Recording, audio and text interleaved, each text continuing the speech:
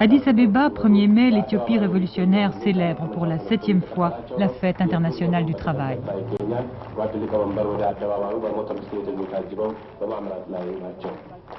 Mengistu Haile Mariam, le numéro 1, l'homme fort du régime, monte à la tribune d'honneur.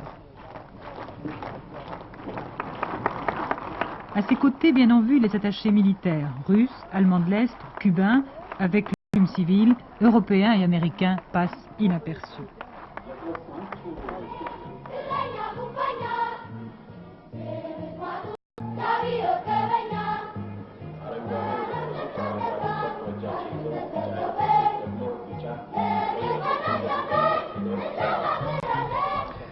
Au fil des années, au fil des oppositions sanglantes et des répressions plus sanglantes encore, Mengistu seul a émergé.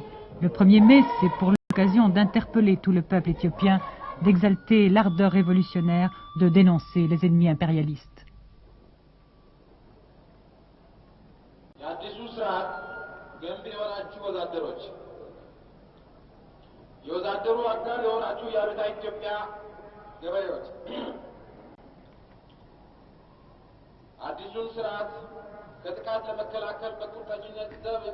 Depuis le renversement de Haïlé Sélassié, on connaît mal le DER que voici le comité de militaires qui partage le pouvoir avec Mengistu.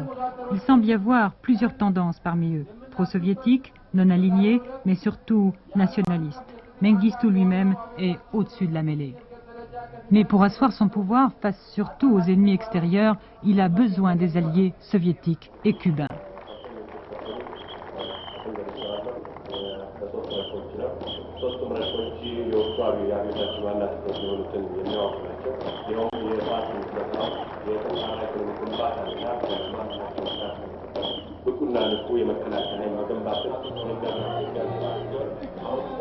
Le meilleur relais des soviétiques dans la société éthiopienne, ce sont les organisations de masse, armées, femmes, jeunes, syndicats, paysans. Tous leurs responsables ou presque reçoivent une mission en Europe de l'Est. Par le biais des organisations de masse, toute la société est contrôlée, structurée, mobilisée.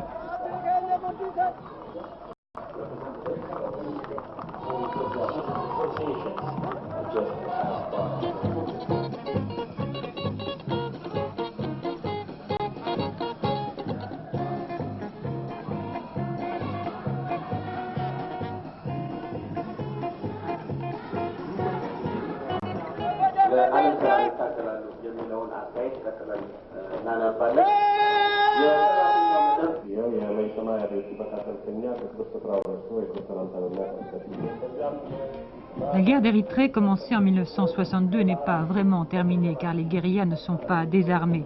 Des foyers de révolte subsistent au nord comme au sud du pays. L'armée, une des mieux équipées et des plus fortes en hommes d'Afrique, aidée par 15 000 Cubains et 4 000 Soviétiques, est toujours en campagne.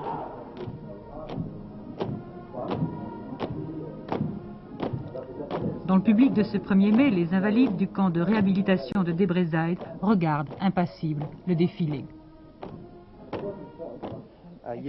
Où avez-vous combattu?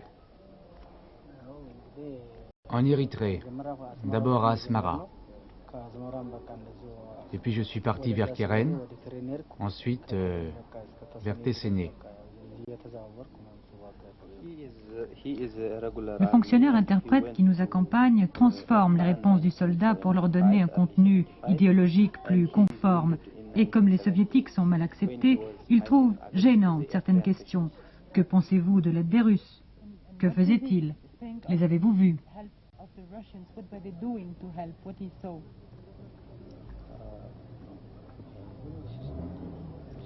Il ne peut pas répondre à cette question. Il ne peut pas répondre à cette question? Bon, d'accord. Est-ce que vous avez combattu avec des Russes? Parfois, mais moi je ne les ai jamais vus. On en a entendu parler. Il n'a jamais vu de Russes. Les Russes n'étaient pas là. Et des Cubains?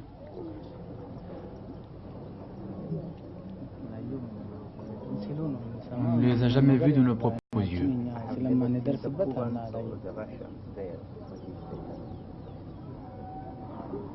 Mais on a entendu dire qu'ils combattaient avec des armes lourdes. Je sais seulement que nous nous battions contre les sécessionnistes érythréens qui utilisaient des armes lourdes.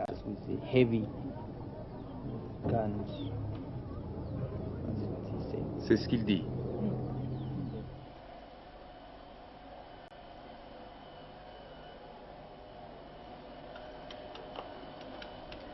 Ici à Debrecen, dans ce camp de rééducation construit avec l'aide de la Croix-Rouge internationale, 1200 grands invalides vivent et travaillent, pour la plupart depuis 3 ans. Cet homme a perdu ses jambes en 1978 sur l'autre front, celui de l'Ogaden, lors de l'invasion somalienne. Il a appris ici même à construire des prothèses, des jambes, des mains, des pieds.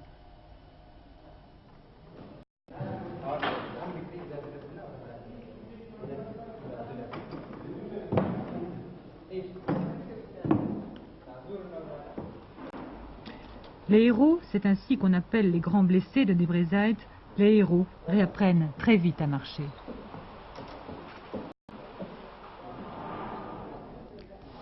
Ici, les hommes sans jambes, les hommes sans bras ne sont pas seulement rééduqués, ils apprennent à lire, à écrire, ils apprennent aussi un métier. Eux, qui viennent presque tous de campagnes misérables, sont heureux de dormir dans un lit, de manger à leur faim. La faim, c'est un des problèmes les plus dramatiques légués par l'Empire.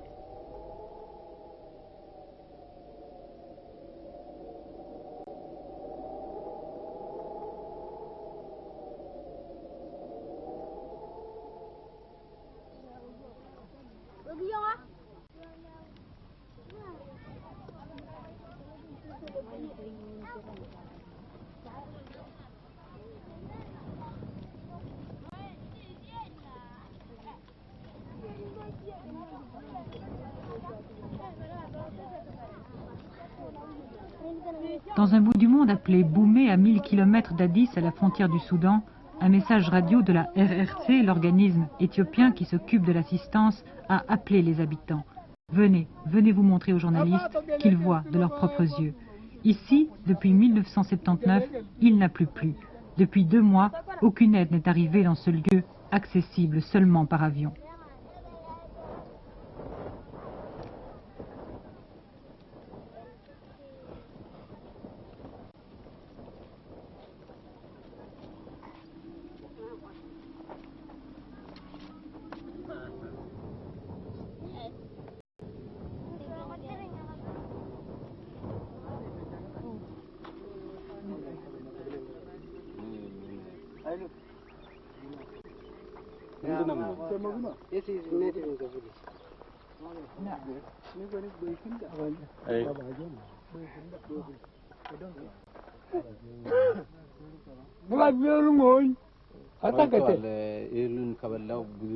ስንት ጊዜ? 3 months. It is 3 months since he eats food. He is only eating the fruit which I have seen right now. እንደም ትንሽ በ3 ወር ውስጥ እህል በምንበላበት ጊዜ ትንሽ ተሽያ ነበረ። በመጨረሻው ደግሞ እህል በሚያልቁበት ጊዜ ይሄን እንጨት በምበላበት ትውከትና ተቅማጥ እንደዚህ ያደረገኝ እንደዚህ ያደረገኝ ይሄን ነው። It is since 3 months that you are looking me like this, very thin, and my body seemed to be sick and weak. What did he eat before? ምን ትበላ ነበር ቀደም ሲል? ከብቶች ነበረኝ እሱን ወተትና ማሽለ ነበር የምበላው። Before he was eating maize, plus he had some goats and some cattle, and he was using their milk.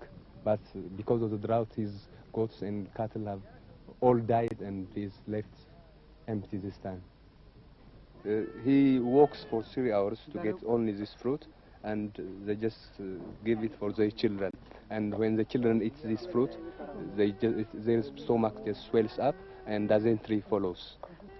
They only wait for the aid from RRC. That's the only things they are expecting from RRC. And at this time, RRC has got a problem of transporting the grain down here.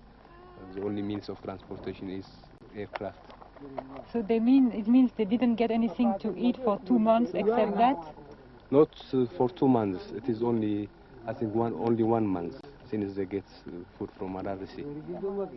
So for 1 month they ate only They this. eat only this one. Only this one. He's also saying that, especially old people who are very old, who cannot walk on these sunny and muddy areas, sandy areas, they have to walk for the whole day and just take a rest there, and they just come back on the morning, on the other day, on the next day.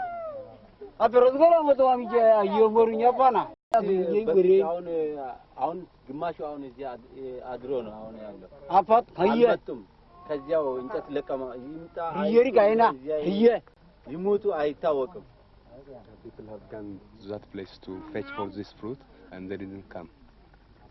They didn't come back? Yeah, they didn't come back. They went early in the morning and they didn't come back still.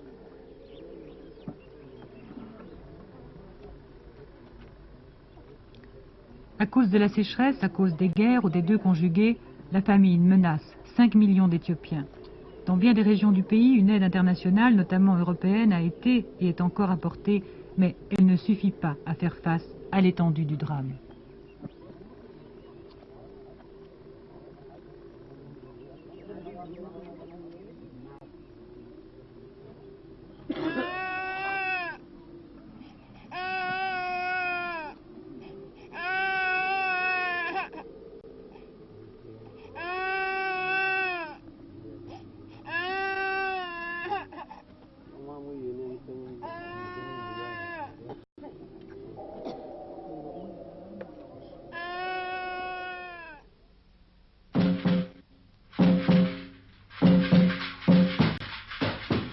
La fin de cette malédiction séculaire de l'Éthiopie a été une des causes de la révolution. En 1973, une famine a fait 200 000 morts. Les habitants d'Addis ont accusé l'empereur. Par négligence, orgueil, indifférence, il n'avait pas appelé à l'aide, il avait caché la vérité. La première tâche des révolutionnaires a été de rendre la terre aux paysans.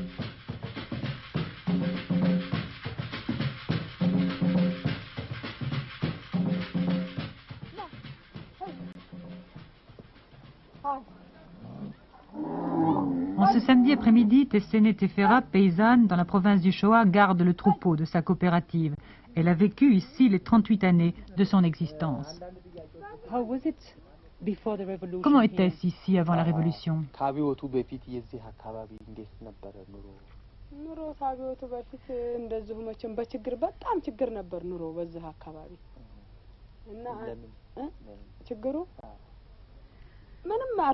Il y avait beaucoup de problèmes ici parce qu'on n'avait rien à manger.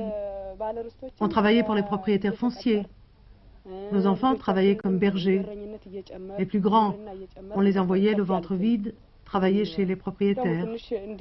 Quand on avait un peu d'argent, on les envoyait à l'école. Quand on n'en avait pas, ils ne pouvaient pas y aller. Pour gagner un peu d'argent, on faisait sécher la bouse de vache et on la vendait comme combustible pour faire du feu.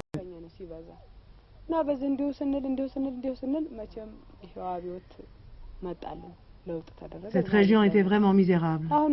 Puis la révolution est arrivée et alors il y a eu un grand changement. Après la révolution, ceux qui n'avaient pas de travail ont été installés ici. On était vraiment très pauvres.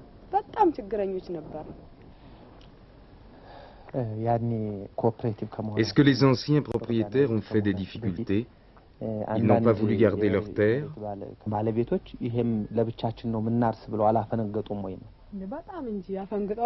C'est vraiment pas une question à poser, ça. Oui, il y a eu beaucoup de problèmes. Il y a beaucoup de choses qui se sont passées ici. Ils se sont révoltés.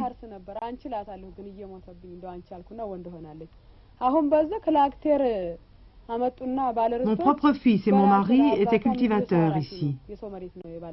Quand le propriétaire foncier a acheté un tracteur, il a ordonné à mon fils d'aller cultiver ailleurs, dans la province du Balé. Mon fils a refusé. Il s'est enfui et maintenant il s'est engagé dans l'armée. Il est parti garder nos frontières.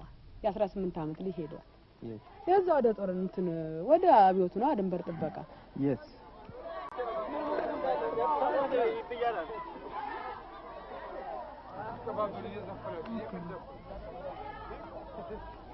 Sur le champ collectif d'une des 27 000 associations de paysans d'Éthiopie dans le sud du pays, le ministère du Café organise une grande fête, la plantation du café.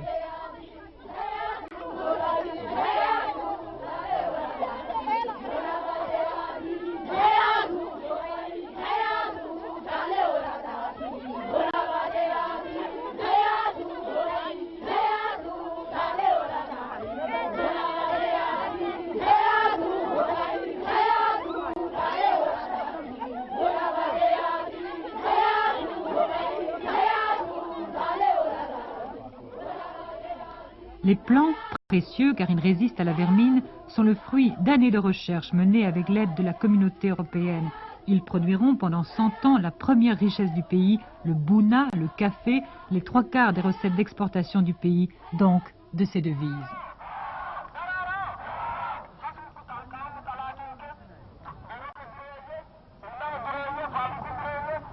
L'animateur du ministère du Café exhorte les planteurs. C'est lui qui lance les chansons qui toutes exaltent le bouna. Et parfois, il rappelle à l'ordre les rêveurs ou les paresseux.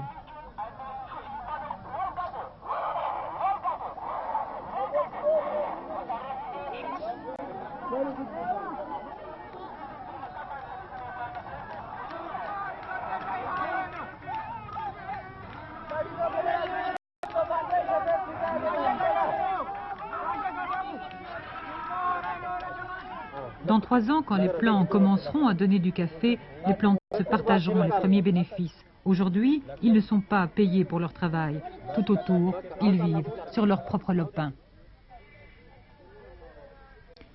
Avant la réforme agraire de 1975, cet homme qui construit son toukoul remettait à son propriétaire 60% du produit de sa terre.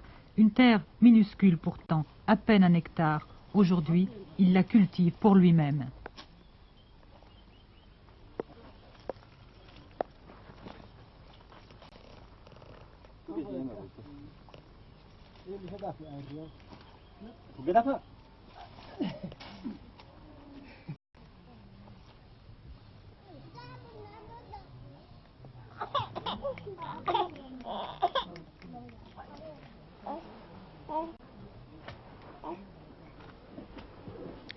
Avec un peu de maïs, un peu de sorgho et de fausses bananes, quelques poules, parfois 1 ou 2 vaches, il parvient, si le temps n'est pas trop catastrophique, à nourrir sa famille.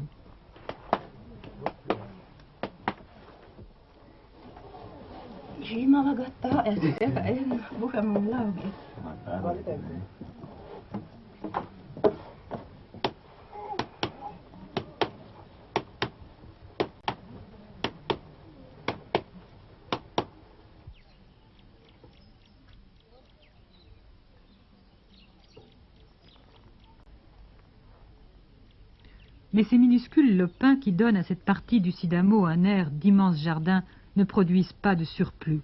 Les paysans de presque tout le pays se contentent de nourrir leur famille. Ils n'ont rien, ou presque, à vendre aux villes. Alors, en 1979, dans les campagnes, une proclamation du camarade président, diffusée par la radio, a éclaté comme un coup de tonnerre. Il faut, a dit Mengistu, collectiviser les terres, pour produire plus, pour exporter, pour nourrir les villes.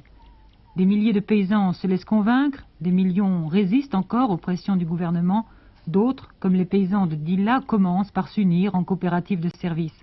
Avec leurs premiers bénéfices communs, ils s'équipent petit à petit un silo, un dispensaire, un magasin.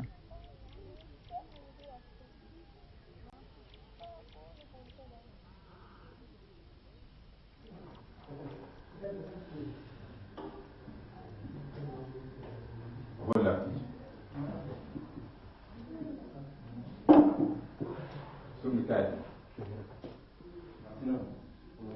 Un dispensaire non pas avec un médecin, mais avec un travailleur de santé, formé à donner les tout premiers soins, formé aussi à prodiguer des conseils. Son équipement est des plus élémentaires, quelques pansements, un désinfectant, de l'aspirine, des cachets pour les douleurs à l'estomac et l'indispensable stéthoscope.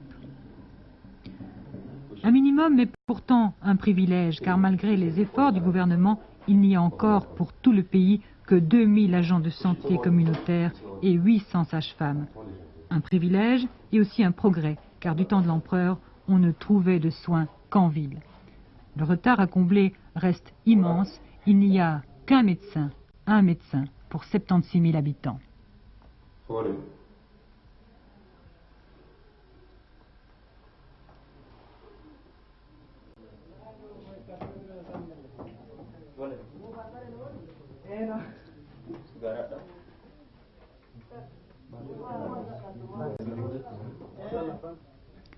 De l'autre côté du chemin, il y a le magasin coopératif où on trouve quelques produits de première nécessité. Le tout, casseroles, piles, chaussures, est vendu au plus juste tarif.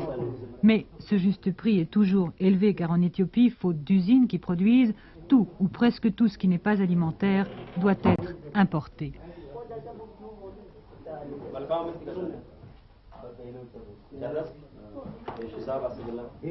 Ainsi, ces chaussures coûtent 30 birres, 450 francs belges, alors que le salaire minimum des travailleurs est de 50 birres par mois.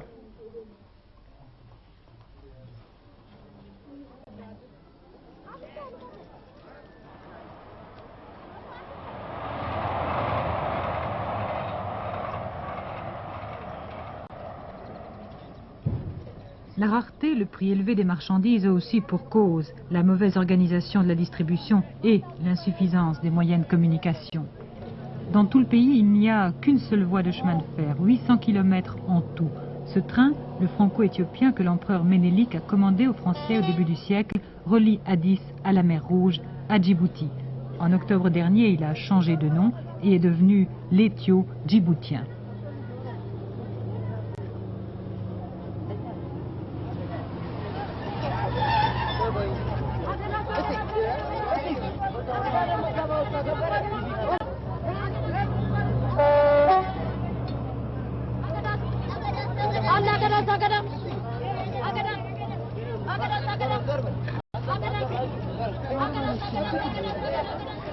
Ce train, c'est l'artère vitale d'Addis, d'autant plus vitale que pour cet immense pays, grand comme la France, la Grande-Bretagne et l'Italie réunies, il n'y a en tout et pour tout que 12 000 km de bonne route.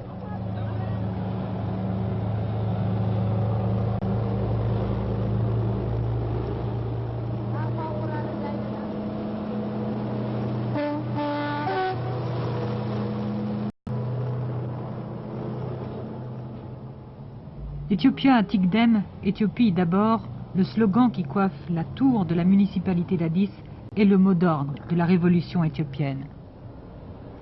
De la majestueuse avenue Churchill reflue à la mémoire le souvenir des corps mutilés, torturés, retrouvés sur les trottoirs certains mois de 77 et de 78, années de lutte sans pitié pour le pouvoir, opposant civils entre eux, opposant civils et militaires.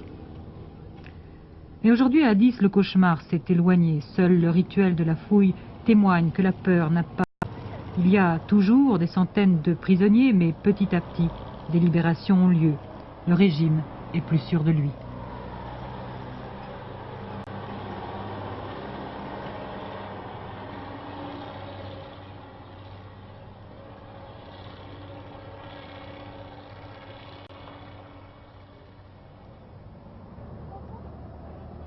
Mais devant les boulangeries, les files sont toujours aussi longues qu'avant la Révolution.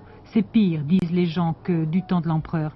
Périodiquement, il n'y a plus ni sucre, ni sel, ni savon, ni huile, ni même parfois de bon café.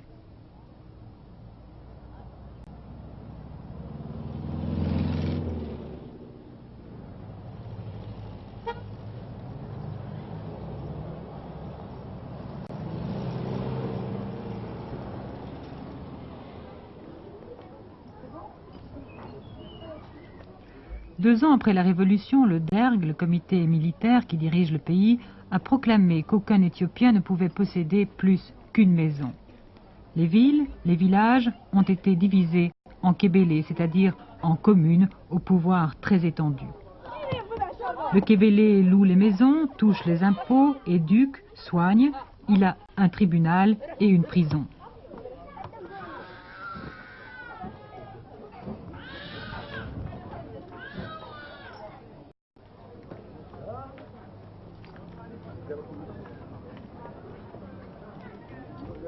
Nous sommes ici au Kébélé 18 d'Addis, un Kébélé presque entièrement peuplé de musulmans.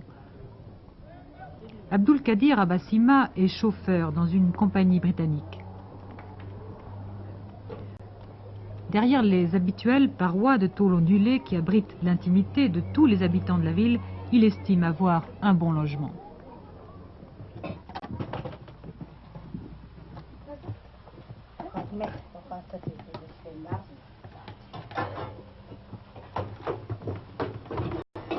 Trois pièces minuscules, l'eau courante, bientôt des égouts. Son salaire de 500 birrs par mois est un bon salaire. Cela fait à peu près 8500 francs belges. Le salaire là-bas d'un universitaire débutant. Ça va, dit-il, malgré les 5 enfants et la hausse constante du coût de la vie.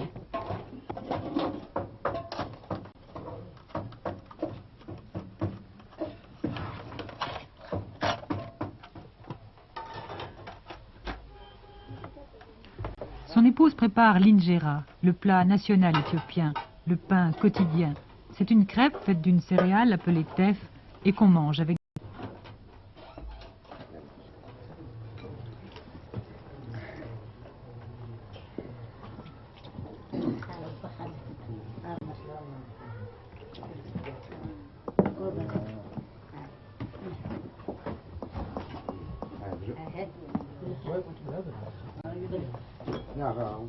Le président du Kébélé, élu et bénévole, comme tous les autres responsables, parle de l'organisation du quartier. Il y a beaucoup d'activités obligatoires dans votre Kébélé. Qu'arrive-t-il à ceux qui ne vont pas aux réunions politiques, par exemple?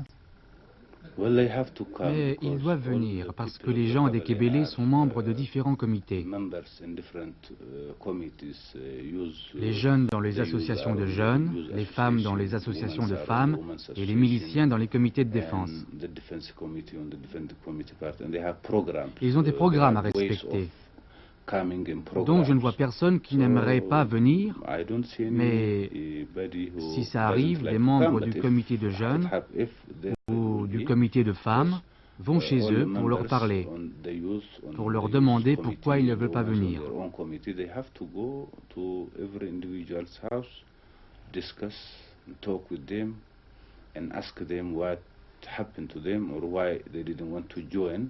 Et si c'est nécessaire, ils doivent leur expliquer, les éduquer. Éventuellement les punir? Quand vous dites punir, que voulez-vous dire? Je ne vois pas de punition. Une amende, par exemple? Les amendes, non. Mais ils devront faire des choses. Une femme, par exemple, si elle doit être punie parce qu'elle a été négligente à l'association des femmes, on peut l'obliger à faire des petits travaux ici et là. On pourrait par exemple l'envoyer chez moi au comité du développement pour travailler pour moi. Comme ça, oui, mais pas d'amende.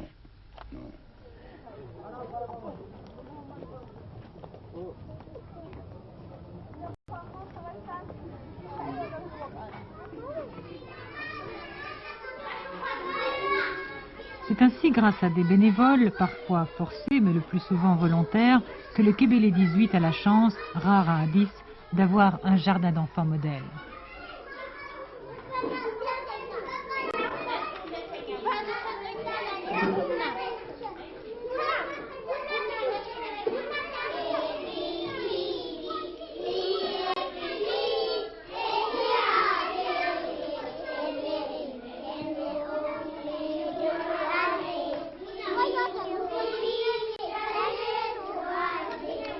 Ces tableaux sur les murs, le portrait de Mengistu, le lion, emblème de l'Empire, les jouets, les meubles, tout a été fabriqué sur place par les habitants du Kébélé. De temps en temps, des fêtes sont organisées pour récolter des fonds. Ils sont ici 450 enfants de 3 à 6 ans venus de plusieurs Kébélés à la ronde. Beaucoup sont orphelins. Orphelins à cause des guerres, à cause des années de terreur, à cause de la misère.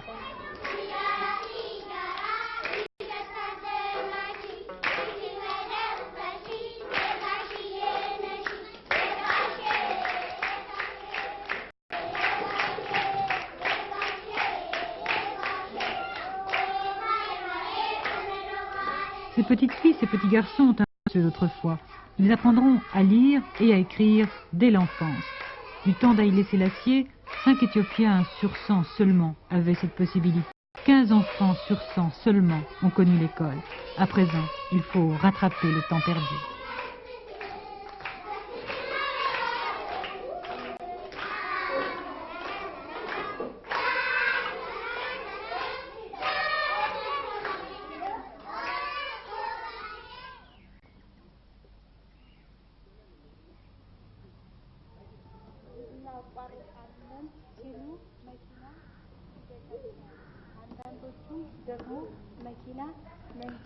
Le régime estime que l'alphabétisation est de la plus haute importance. Il a décidé il y a 3 ans de supprimer totalement l'analphabétisme.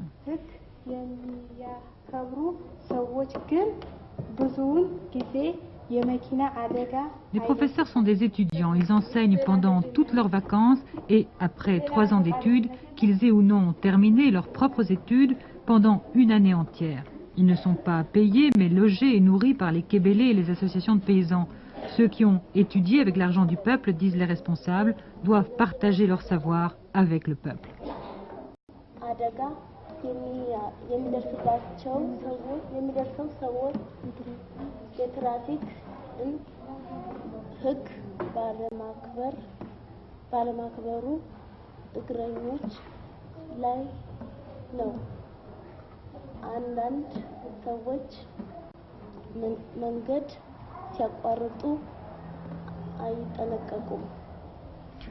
Le gouvernement veut qu'en 1986, tous les Éthiopiens sachent lire et écrire. L'amharique d'abord, la langue des empereurs, la langue du pouvoir, puis leur langue, une des 15 langues principales du pays. ብዙውን ጊዜ የመኪና አደጋ የሚደርሰው የትራፊክን ሕግ በማያከብሩ እግረኞች ላይ ነው። የመኪና አደጋ ሲያቋርጡ አይጠነቀቁም። ከወደ ኋላቸው መኪና መምጣት ሲሉ መኪና ይገጫቸዋል። አንዳንዶቹ ደግሞ መኪና ሮጠው ለማቋረጥ ሲሉ መኪና ይገጫቸዋል። Le pouvoir s'attend à la reconnaissance du peuple, mais il sait aussi qu'il lui donne le moyen de revendiquer davantage de bien-être et davantage de liberté.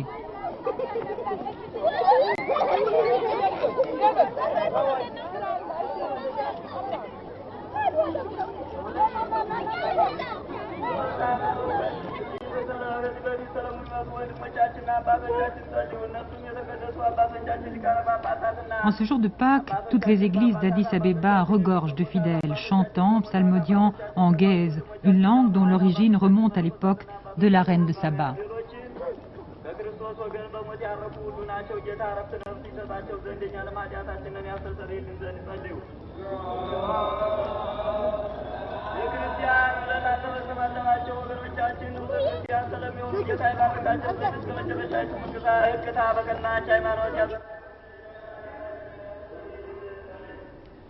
Depuis le 5e siècle, l'église copte d'Éthiopie a fait de l'Abyssinie un véritable bastion chrétien, d'une originalité profonde, repoussant les vagues toujours montantes.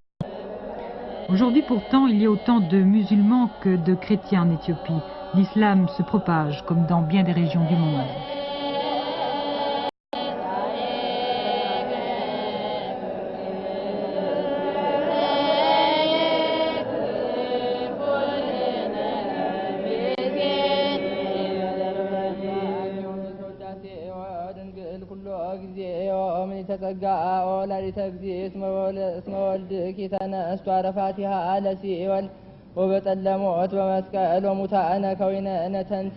Après la Révolution, les biens des églises ont été nationalisés, mais les fidèles n'ont pas été inquiétés.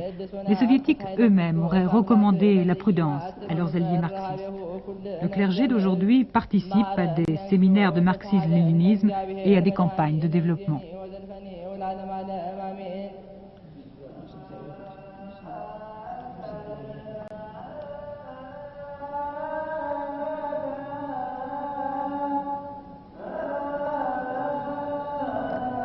Les peuples d'Éthiopie sont comme cette religion copte qui, au cours des siècles, a su garder son authenticité.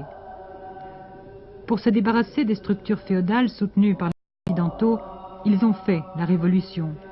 Pour la défendre, ils ont noué de nouvelles alliances, mais c'est leur voie propre qu'ils veulent défendre et suivre.